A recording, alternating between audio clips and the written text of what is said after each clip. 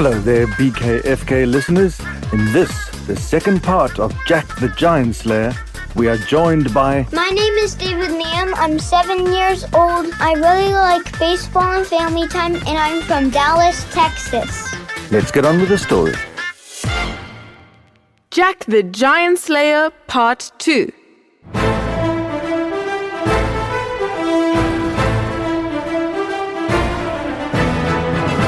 Jack was earning a reputation as a brave giant catcher. He had defeated 3 fearsome giants, not with his swords and armor, but with his cleverness and trickery.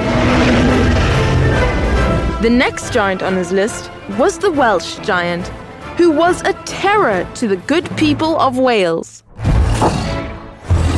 Everyone knew where he lived and avoided going anywhere near him. But Jack did the complete opposite. He went straight to the giant's huge house and knocked on the door. The Welsh giant opened the door and looked down at Jack, who said, Good day to you, kind giant. I am a lost traveler, looking for shelter for the night. Now the giant had heard rumors of giant slayers, so although he would have loved to capture Jack there and then, he decided to lay a trap of his own. Well, of course, young man, said the Welsh giant. Come inside. I will give you a warm meal and a place to sleep.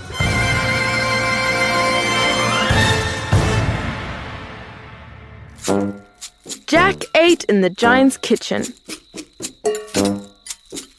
The giant said very little, but just stared at Jack, while occasionally drooling on his collar. Jack pretended not to notice. Thank you, kind giant, said Jack.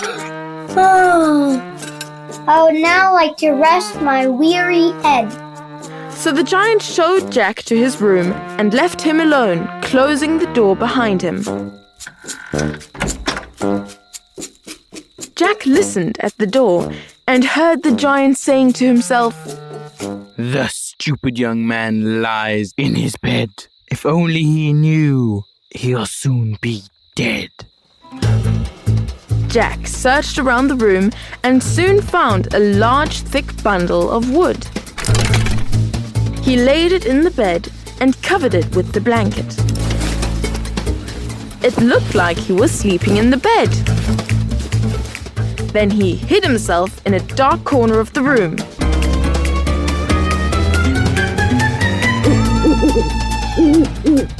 At midnight, the giant entered the room with a huge wooden club in his hand.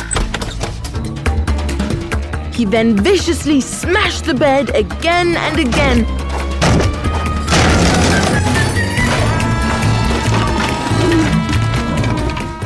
And then went back to his own room, thinking that was the end of Jack.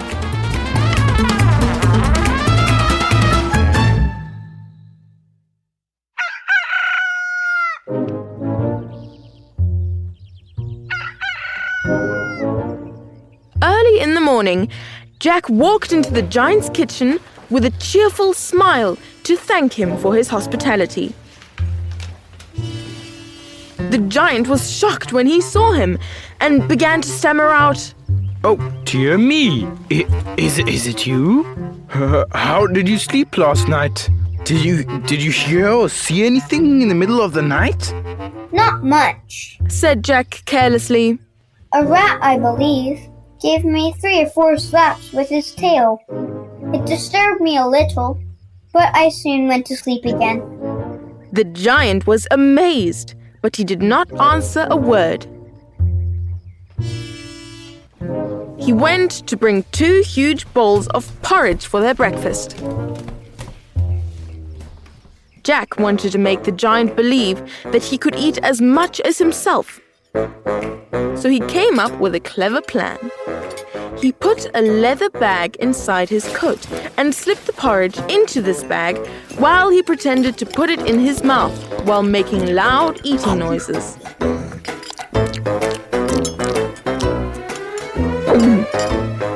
The giant's jaw dropped in awe. May I have another bowl, please? Asked Jack. So the giant disappeared and reappeared with 2 more huge bowls of porridge. Again, Jack made a great show of eating all the porridge. The Welsh giant tried to keep up, but he was getting rather full. And one more bowl, please?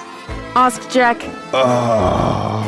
The giant, who was getting very full now, staggered to the kitchen for another 2 monumental bowls of porridge. When he came back, he groaned as he sat down. His tummy was getting dangerously full. Again, Jack pretended to wolf the food down. The giant did his best to keep up with Jack. He was eating slower and slower, and his face was looking rather green. I can't. He said. I can't anymore.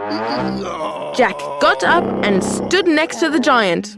Oh, come now, it's almost finished. He said, picking up the giant's spoon. Now open wide. He said, feeding the giant more porridge. Sweat was pouring down the giant's face as he swallowed the next spoon of porridge. Jack scraped the last of the porridge off the sides of the bowl and held the spoon in front of the giant's mouth. Just one more. There's a good giant. And in went the spoon. The giant looked like he was going to be sick, but managed to swallow the porridge. He then fell back in his chair, clutching his tummy, and let off a terrible belch. The belch was so powerful that he collapsed on the floor. He was so stuffed with food that he was unable to move. Jack quickly tied up the giant and set off for the nearby village. Oh, how they cheered when they heard that the giant was defeated. And how they laughed when they heard the story of how Jack had done it.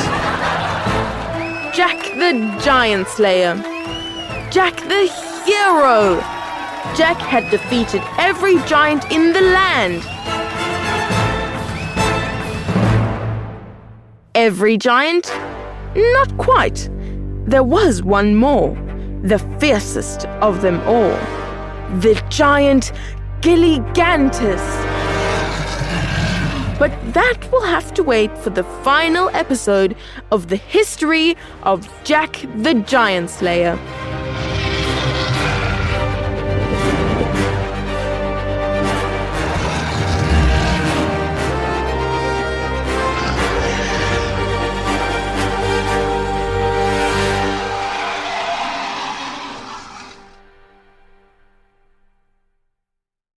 Hey guys, if you like this episode, please share it with your friends and family.